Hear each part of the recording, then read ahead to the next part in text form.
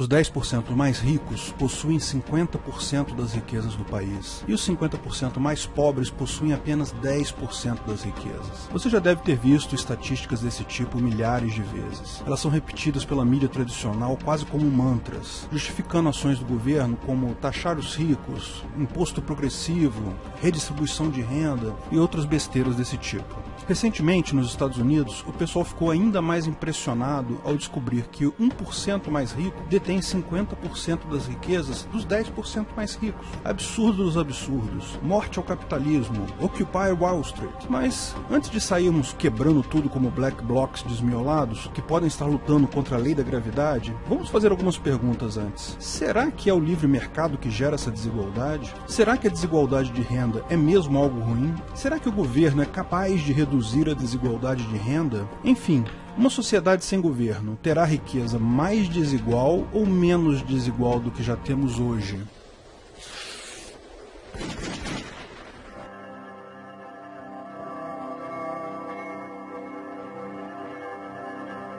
O anarcocapitalismo traz desigualdade?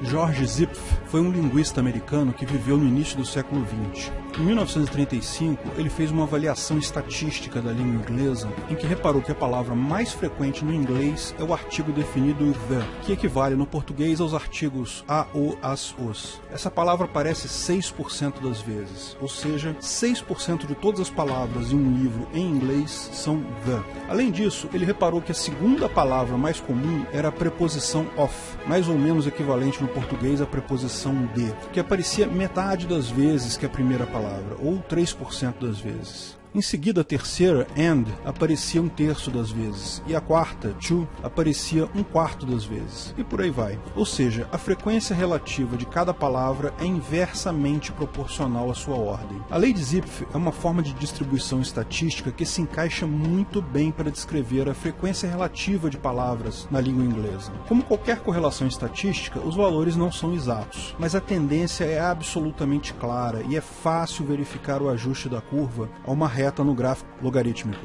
Poderia ser uma mera curiosidade, se a lei não se mostrasse igualmente aplicável a todas as demais linguagens existentes. Sim, o português também segue a lei de Zipf, bem como qualquer outra língua. Até línguas inventadas, como Esperanto, Klingon, também seguem a lei. É um fato inacreditável, né? Mas não há uma explicação para isso. Seres humanos, exercendo sua criatividade natural de produzir uma linguagem, acabam gerando palavras que seguem uma distribuição específica, quase constante. Qual o alfabeto usado? Não interessa. Qual a ordem da frase? Sujeito, verbo, objeto, como no inglês e no português? Ou verbo, sujeito, objeto, como no japonês? Ou sujeito, objeto, verbo, como a maior parte das línguas do mundo? Não interessa. A lei de Zipf se aplica. A língua tem 2 gêneros, como o português, ou 3, como o alemão, ou apenas 1, como o inglês. A lei de Zipf se aplica da mesma forma. Ela se aplica também em várias outras situações. Sabe onde mais a lei de Zipf se aplica? Sim, na distribuição de renda. Se você pegar uma distribuição de renda em uma população de um país qualquer, vai encontrar uma distribuição muito similar à curva prevista pela lei de Zipf. A segunda pessoa mais rica ganha metade do que ganha a pessoa mais rica, a terceira ganha 1/3, e assim por diante. Mas eu vi no Jornal Nacional que o índice Gini da OCDE diz que o Brasil é mais desigual que a Suécia. Se a curva é a mesma, por que há essa diferença? Por que há países e populações com riquezas mais desiguais e menos desiguais? Antes de qualquer coisa, eu devo dizer que existem alguns pontos que eu discordo no cálculo do índice Gini da OCDE. Primeiro, o fato deles considerarem o orçamento do governo em determinada área como distribuição de renda. Na conta deles, se o governo gastou X reais com educação e saúde para os mais pobres, ele deu esse dinheiro para os mais pobres. Isso simplesmente não é verdade. Uma parte do dinheiro é perdido em corrupção do governo, mas a maior parte é perdida em ineficiência administrativa pura. A conta correta deveria considerar apenas o valor subjetivo percebido efetivamente pelo pobre, pelo beneficiário final. Se o governo gasta X reais com os mais pobres, isso não quer dizer que o valor recebido por eles foi esse mesmo X reais. De fato, o valor é impossível de calcular, pois é um valor subjetivo, fora do mercado. Eu, particularmente, considero esse valor desprezível. Outra falha do índice da OCDE é o fato de deixarem de fora os benefícios auferidos pelo próprio governo, pelos políticos e funcionários públicos. A maior parte das pessoas ricas, super ricas e até a classe média alta no Brasil são políticos e funcionários públicos. No resto do mundo também há um grande percentual de ricos no governo. Então o governo está, de fato, concentrando renda para seus funcionários públicos e políticos. A OCDE faz essas escolhas ruins por uma razão econômica clara. São os governos no mundo todo que financiam eles. Então eles preferem ignorar esse fato, que é bastante significativo aqui no Brasil. Mas, mesmo se tirarmos essas barbeiragens, ainda existe alguma variação na distribuição de renda entre países. Precisamos de um fator de ajuste aqui. A lei de Zipf é, na verdade, a forma discreta da distribuição de Pareto. A distribuição de Pareto tem esse fator alfa, que pode torná-la mais suave ou menos.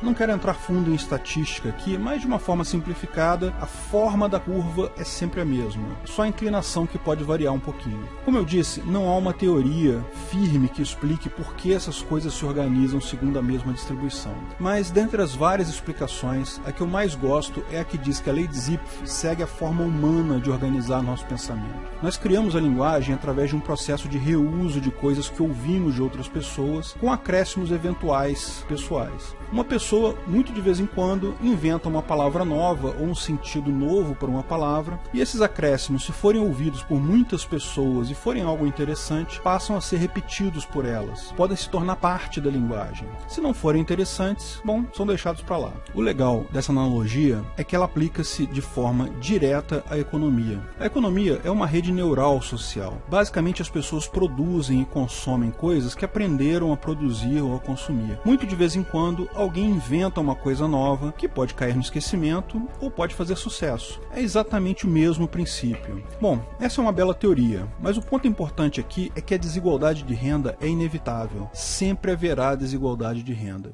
E ela sempre terá a forma dessa curva. De fato, vai variar sempre uma margem relativamente estreita. Então, se acostume com 10% tendo 50%, porque sempre será algo desse tipo. Ou seja, desigualdade de renda não é causada pelo livre mercado. Ela é uma consequência da sociedade humana. Agora, desigualdade de renda é algo ruim? Existem duas formas de ver isso. Eu acho que o ruim é a miséria, é a pobreza, não necessariamente a desigualdade de renda. Acho triste que pessoas morram sem ter o que comer, mas se eu estou bem alimentado, tenho um conforto mínimo na minha vida, que diferença faz para mim que existam pessoas que têm ilhas particulares ou frotas de helicóptero, etc. A minha visão é que a desigualdade em si não é problema, pobreza é o problema. Mas há uma segunda forma de ver isso. Temos que admitir que a inveja é parte da natureza humana. Todos nós temos algum grau desses sentimentos ruins. Negá-los é inútil. Quando vejo alguém com uma ilha particular e um helicóptero, eu estaria mentindo se não dissesse que sinto um pouco de inveja do cara. Gostaria de ter um pedaço de ilha e um veleiro, nem precisa ser um helicóptero. Portanto, posso entender que existam pessoas que se incomodem mais com a má distribuição de renda. É um reflexo humano natural da inveja. Socialistas não precisam se sentir ofendidos por isso. É natural, é humano. Só não é ético forçar outra pessoa a abrir mão do dinheiro dela para aplacar sua inveja, nem mesmo para impedir que o miserável morra de fome. Veja, se a economia é o nosso cérebro social, você está matando neurônios importantes aí, ao romper o processo natural de geração de riqueza. No final, no longo prazo, a sociedade como um todo acaba perdendo muito mais quando se fere os direitos de propriedade e liberdade de qualquer pessoa. O governo é capaz de reduzir a concentração de renda? Bom, só se você usar a metodologia da OCDE, que ignora a ineficiência do governo. Na metodologia deles, se o governo aplicou 30% do que recebeu de imposto na saúde para os pobres, então redistribuiu 30%, que é uma piada. Seria preciso medir o valor real recebido pelo usuário final do sistema, que, devido à ausência de mercado para esse serviço, é impossível de se calcular. Você só tem um governo, então não há mercado para serviços estatais. Então eles não têm um valor. Na prática, se você incluir a ineficiência administrativa do Estado e os benefícios auferidos pelos funcionários públicos e políticos, verá que o Estado sempre concentra renda. O pequeno eventual benefício que pode trazer para os mais pobres sempre será muito menor que a fortuna de dinheiro que ele concentra na mão de funcionários públicos e políticos. Não importa quanto imposto seja cobrado, não importa de quem o imposto seja cobrado, o Estado é incapaz de diminuir a desigualdade de renda. Ele pode, por outro lado, aumentar essa desigualdade, como demonstra seguidamente o governo brasileiro. E isso vale para todos os governos, desde a ditadura militar brasileira até os governos bolivarianos brasileiros recentes. Até para a Suécia. Só há melhor índice Gini devido a falhas óbvias desse índice. Então, sem governo, viveremos em uma sociedade mais igualitária? Definitivamente sim. Sem governo concentrando renda, viveremos em uma sociedade mais igualitária que hoje. Não apenas isso, mas uma sociedade com menos pobreza e fome. Como toda a experiência histórica mostra, quanto mais livre for o mercado, menos impostos forem cobrados, mais rápido a economia cresce, mais novas invenções e produtos surgem para melhorar a vida de todos. É possível que sejamos todos ricos? Bom, se você comparar a nossa qualidade de vida hoje com a qualidade de vida dos nossos bisavós, todos nós já somos ricos hoje. Mas, é lógico, em um momento único da história sempre haverá desigualdade de renda. O governo é esse câncer no cérebro que só é capaz de concentrar renda e fazer crescer a si mesmo. Nunca capaz de redistribuir, nunca capaz de ajudar alguém. Vamos acabar com esse câncer cerebral que é o governo. É a melhor forma de diminuir a desigualdade, diminuir a pobreza e a fome. E é a forma mais ética também. Vamos abraçar a sociedade sem governo. Bem-vindo ao Ancapistão.